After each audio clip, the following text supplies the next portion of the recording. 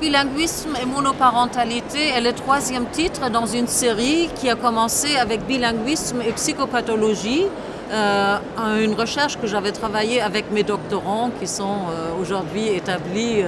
dans différentes situations comme psychologues cliniciens ou psychiatres pour s'interroger sur le devenir de plusieurs langues ou le bilinguisme dans la vie psychique chez l'individu, mais aussi dans la vie du couple ou dans la vie familiale. Une recherche donc effectuée par des psys bi- et plurilingues qui ont des patients bi- et plurilingues. On interroge justement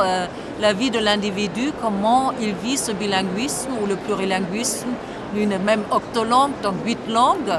alors que dans le deuxième ouvrage, Bilinguisme interculturel et ethnologie, nous travaillons aussi avec des ethnologues ou avec les représentants de la maison mère-enfant pour savoir, quand on vient d'une culture orale, qu'est-ce que cela fait de passer par l'écrit. Quelle est la valeur de la parole par rapport à l'écrit et quels sont les malentendus qui peuvent être engendrés, et ça jusqu'au plan diplomatique. Avec bilinguisme et monoparentalité, nous ouvrons sur une nouvelle perspective, c'est-à-dire qu'est-ce que devient une famille multiculturelle